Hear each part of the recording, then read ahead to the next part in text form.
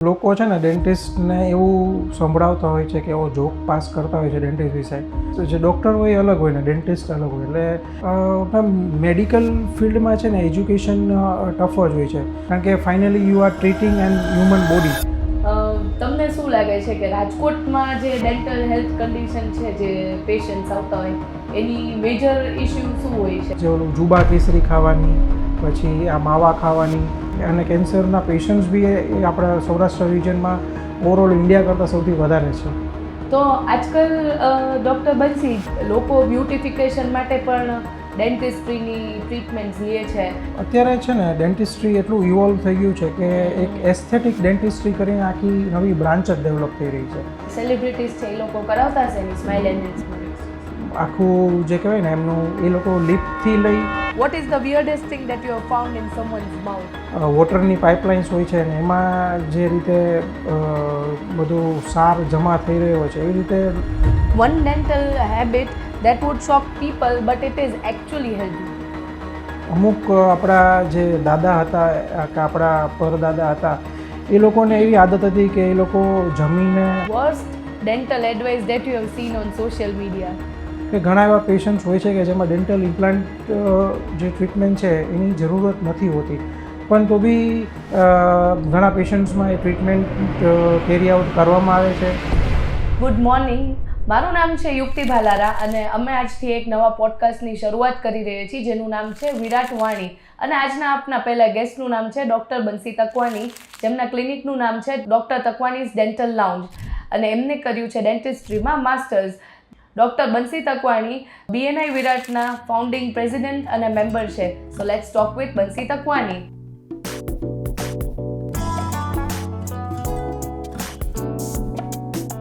Good morning doctor Bansi. Good morning Yukti. Hi. કેમ છો? I am good, thank you. How are you? All well.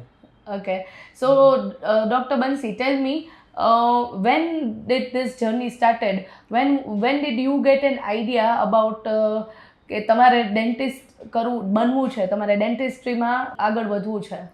Ma'am dentistry એવું છે કે હું જ્યારે સેકન્ડ સ્ટાન્ડર્ડમાં હતો ત્યારે જે મોર્નિંગ પ્રેયર્સ હોય છે અને એમાં PT ડ્રિલ્સ ને એવું હોય છે, ત્યારે અમારી સ્કૂલમાં એક ડેન્ટિસ્ટ આવ્યા હતા જેમને એજ્યુકેશન આપ્યું હતું અમને ડેન્ટિસ્ટ્રી વિશે કે ઓરલ હાઇજીન વિશે. તો એ સેકન્ડ સ્ટાન્ડર્ડમાં જ મને એમ થયું હતું કે મારે ડેન્ટિસ્ટ થવું છે. અને એ જે એજ્યુકેશન સ્લોટ માટે જે સ્પીકર આવ્યા હતા કે જે ડેન્ટિસ્ટ આવ્યા હતા એ મારા આંટી જ હતા, કે જે જુનાગઢ સિટીના પહેલાં ડેન્ટિસ્ટ હતા જેમને માસ્ટર્સ કરેલું હોય. તો હું એમનાથી જ ઇન્ફ્લુઅન્સ થયો હતો અને ત્યારે જ મને એવું થયું હતું કે મારે ડેન્ટિસ્ટ્રી કરવું છે. અને એ પછી મેં 2016માં મારું બેચલર્સ કમ્પ્લીટ કર્યું. 2020માં મેં મારું માસ્ટર્સ કમ્પ્લીટ કર્યું. એ પછી મેં શ્રી પંચનાથ હોસ્પિટલ રાજકોટમાં જોબ કરી છે ઓલમોસ્ટ 1.5 year. અને એ પછી મેં 2021માં મારા ક્લિનિકનું સ્ટાર્ટ કર્યું છે અને ઓલમોસ્ટ 3.5-4 years થઈ ગયા છે મારા ક્લિનિકને અને it's going fine. That's nice. So doctor Bansi, બધાને યુઝ્યુઅલી ડૉક્ટર નામ સાંભળીને એવું થાય કે બહુ અઘરું છે, તો શું ડેન્ટિસ્ટ બી એટલું જ ડિફિકલ્ટ હતું એજ્યુકેશન તમારા માટે? કેટલું જ સ્ટ્રગલવાળું હતું ને તમારી રેગિંગ ને એવું બધું બી થયું હતું કે શું છે? મેમ મેડિકલ ફિલ્ડમાં છે ને એજ્યુકેશન ટફ જ હોય છે, because you get to learn inside and out of every like human body વિશે તમે બધું ડિટેલમાં એજ્યુકેશન મેળવો છો. તો યુ નીડ ટુ લર્ન બધું એફિશિયન્ટલી તમારે લર્ન કરવું પડે, બધી વસ્તુઓ જાણવી પડે, કારણ કે finally you are treating and human body. So you should no inside and out of everything. તમને બધી ખબર હોવી જરૂરી છે.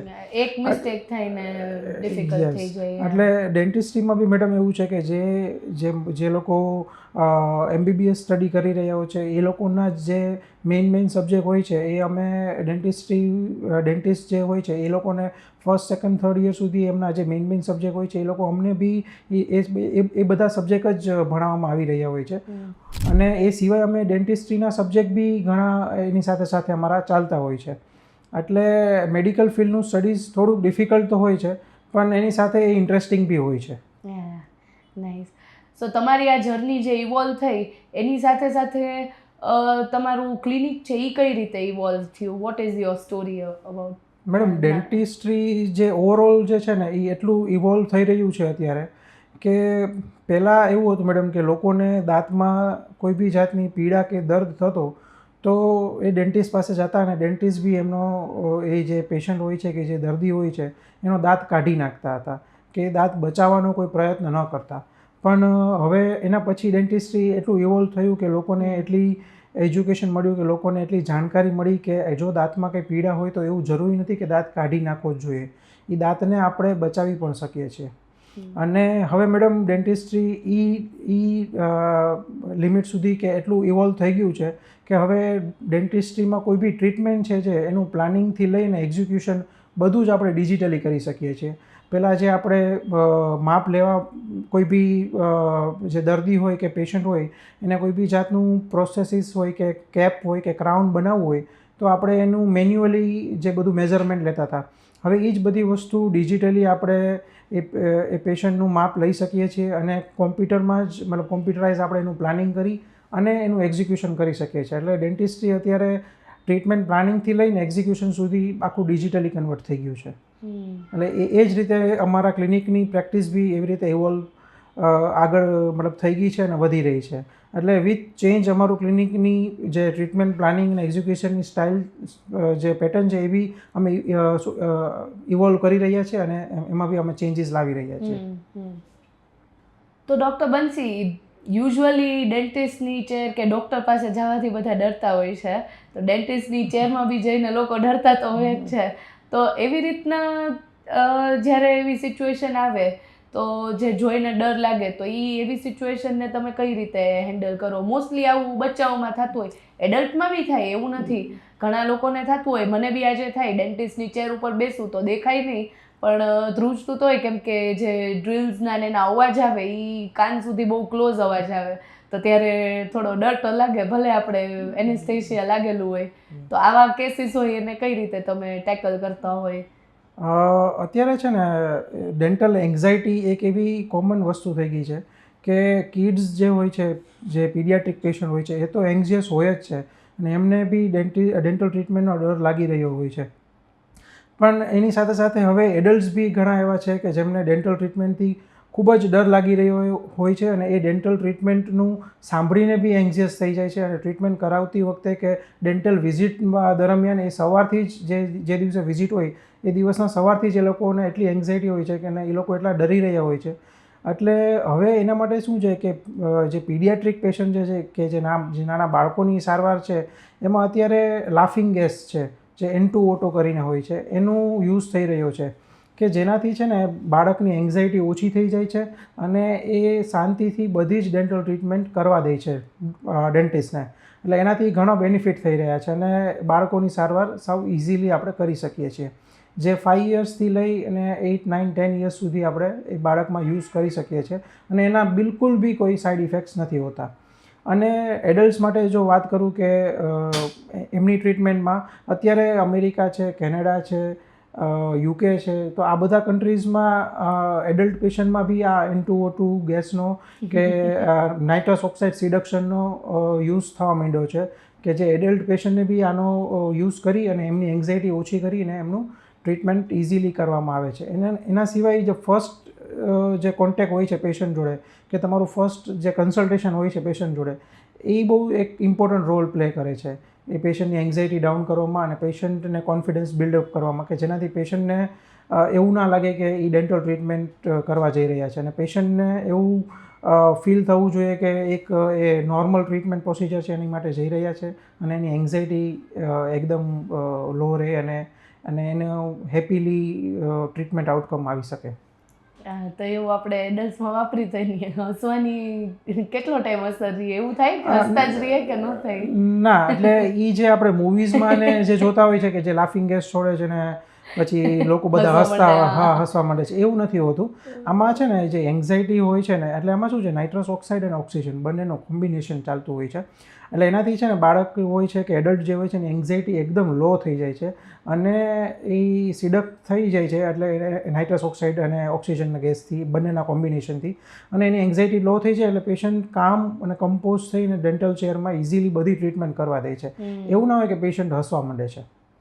એટલે અને પછી જ્યારે એ તમે ગેસનું જે ઇન્ડક્ટ થઈ રહ્યો છે એ તમે રિમૂવ કરી દો એટલે પેશન્ટ વિધિન 5 to 10 મિનિટ્સમાં નોર્મલ થઈ જાય છે અને એ પેશન્ટને કોઈ બી જાતનું કોઈ પોસ્ટ સિમ્ટોમ્સ નથી આવતા, કોઈ સાઈડ ઇફેક્ટ્સ નથી હોતી અને ટ્રીટમેન્ટ ઇઝીલી તમે બધી કેરી આઉટ કરી શકો છો. એટલે કોઈ બી સાઈડ ઇફેક્ટ્સ નથી હોતી. તો ઇટ્સ એવો સારો આપણે રસ્તો મળી ગયો છે કે જેનાથી એન્ઝિયસ પેશન્ટને આપણે ઇઝીલી ટ્રીટ કરી શકીએ છીએ. બરાબર. તો તમારો જે રોલ છે એ ડેન્ટિસ્ટથી બીજો નવો બી છે જે BNI વિરાટમાં છે, એક પ્રેસિડેન્ટનો role, that to first president, founding president. તો તમને એના વિશે કઈ રીતે ખબર પડી ને તમારો ઇન્ટરેસ્ટ કઈ રીતે એમાં આવ્યો? BNI મેડમ છે ને, મારો ફર્સ્ટ એક્સપિરિયન્સ જે છે BNIમાં એ મારો જામનગર રિજિયનમાં રહ્યો, જ્યાં મારા બ્રધર છે એ જામનગર ફર્સ્ટ ચેપ્ટરમાં મેમ્બર છે અને મારો first experience as a substitute રહ્યો BNIમાં. હું મારા બ્રધરની જગ્યાએ એઝ અ સબસ્ટિટ્યૂટ BNI મિટિંગમાં ગયો હતો અને હું એકદમ ઇમ્પ્રેસ થઈ ગયો હતો એ ફર્સ્ટ મિટિંગમાંથી જ BNIથી.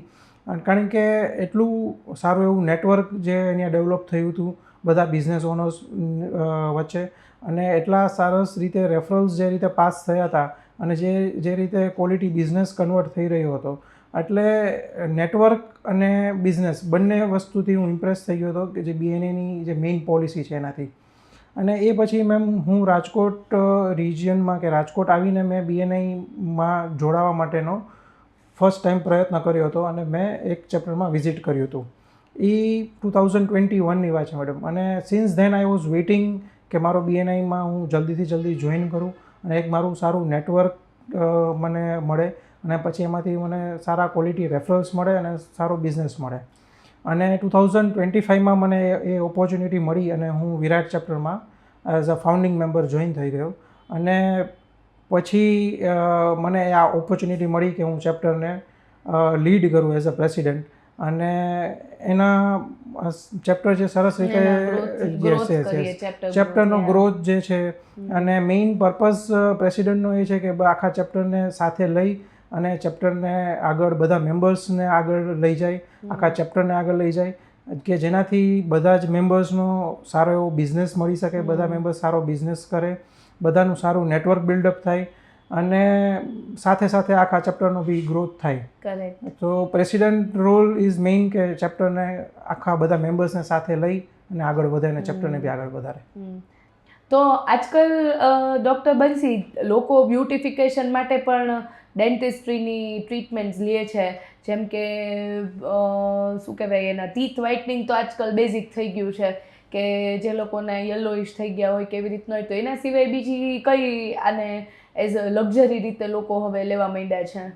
અત્યારે છે ને ડેન્ટિસ્ટ્રી એટલું ઇવોલ્વ થઈ ગયું છે કે એક એસ્થેટિક ડેન્ટિસ્ટ્રી કરીને આખી નવી બ્રાન્ચ જ ડેવલપ થઈ રહી છે કે જે ખાલી પેશન્ટના એસ્થેટિક્સ, ટીથ રિલેટેડ એસ્થેટિક્સ ઉપર જ કોન્સન્ટ્રેટ કરી રહ્યા છે aesthetic dentist.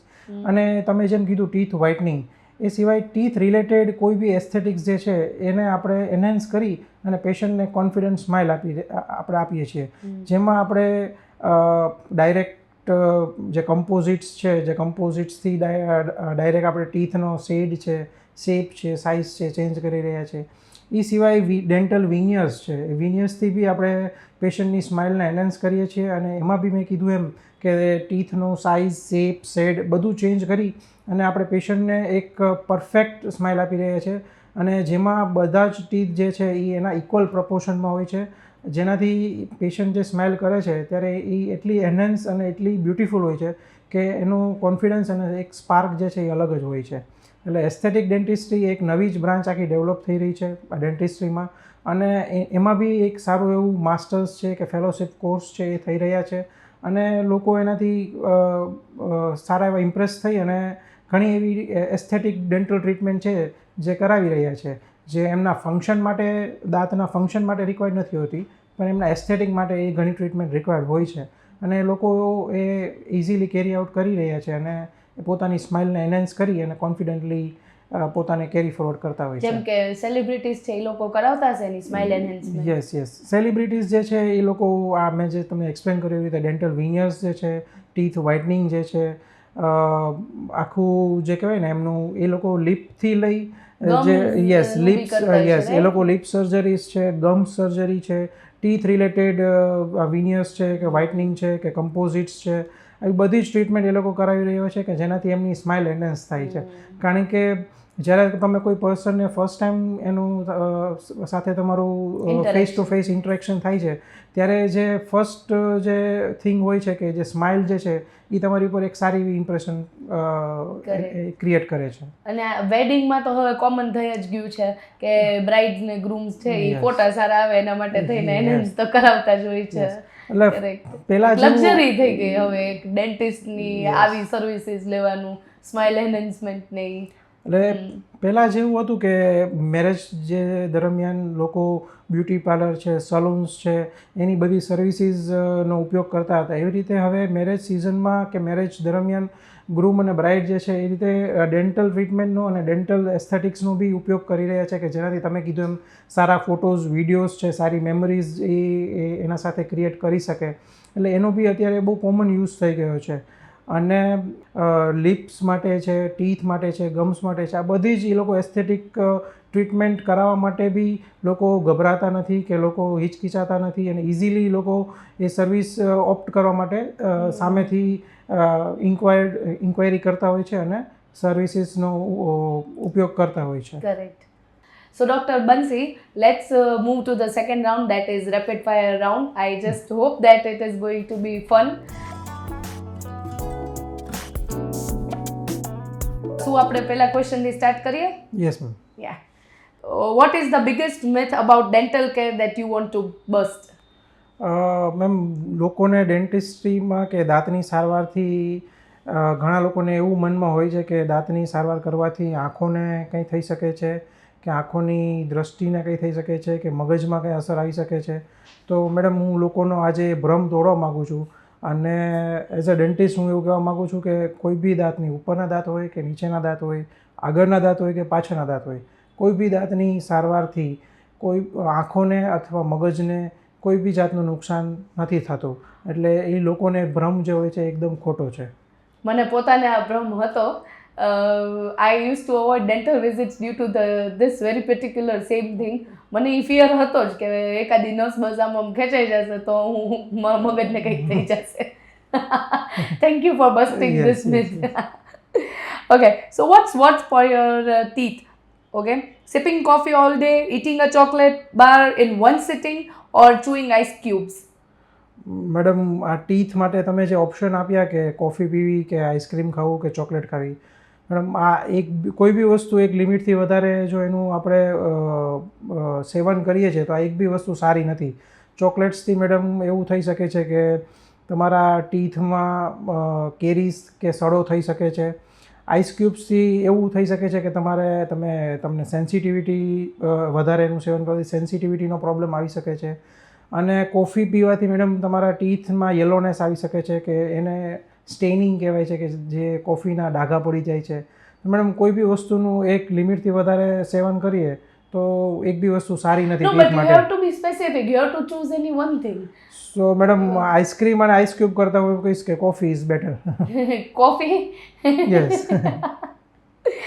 Okay, so third thing, what is the weirdest thing that you have found in someone's mouth? Ma'am જેવી રીતે આપણી જે ઘરે વોટરની પાઇપલાઇન્સ હોય છે ને એમાં જે રીતે બધું સાર જમા થઈ રહ્યો હોય છે એવી રીતે લોકોના દાંતમાં પણ એવો સાર જમા થાય છે. એને અમારી લેંગ્વેજમાં અમે કેલ્ક્યુલસ કહેતા હોય છે.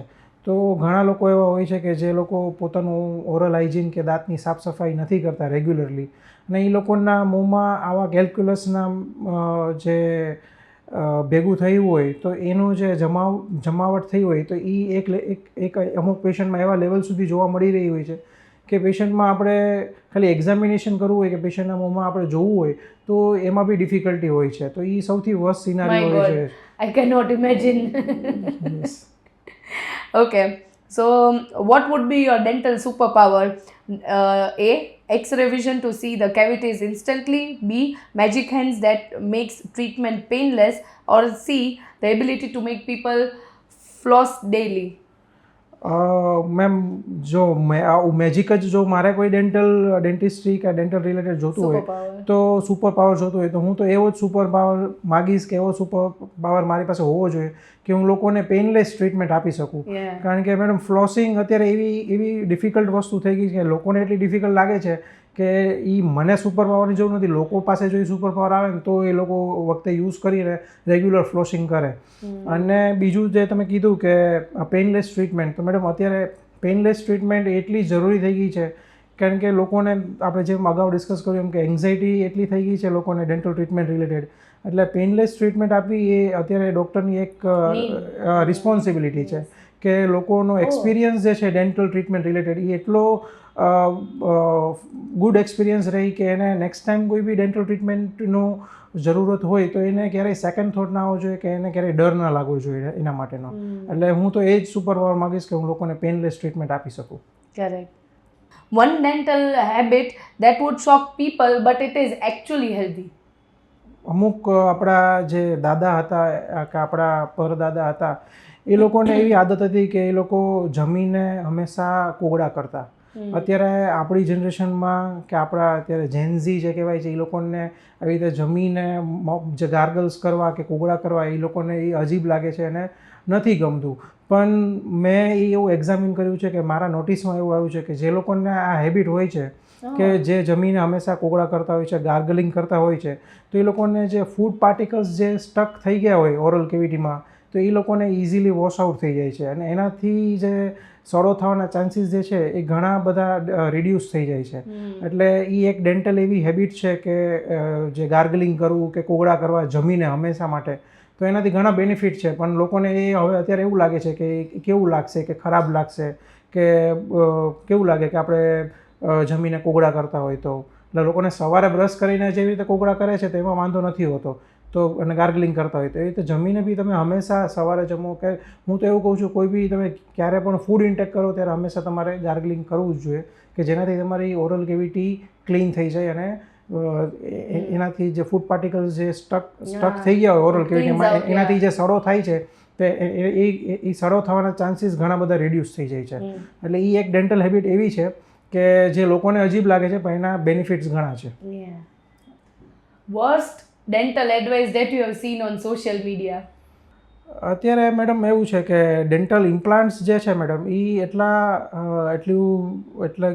એનો કોમન યુઝ થઈ ગયો છે અને ડેન્ટલ ઇમ્પ્લાન્ટ્સની એવું પેલું માર્કેટિંગ થઈ રહ્યું છે કે ડેન્ટલ ઇમ્પ્લાન્ટ્સ એટલી સરસ ટ્રીટમેન્ટ છે પણ અત્યારે ઘણા લોકો એનું એટલું એવી રીતે ટ્રીટમેન્ટ એનું પ્લાનિંગ કરે છે, એનું એવી રીતે એક્ઝિક્યુશન કરે છે કે ઘણા એવા પેશન્ટ્સ હોય છે કે જેમાં ડેન્ટલ ઇમ્પ્લાન્ટ જે ટ્રીટમેન્ટ છે એની જરૂરત નથી હોતી, પણ તો બી ઘણા પેશન્ટ્સમાં એ ટ્રીટમેન્ટ કેરી આઉટ કરવામાં આવે છે અને એ પેશન્ટને એમના નેચરલ ટીથ જે છે એ રિમૂવ કરી અને પછી ડેન્ટલ ઇમ્પ્લાન્ટ્સ પ્લેસ કરીને એના ઉપર એમને આર્ટિફિશિયલ ટીથ આપવામાં આવે છે.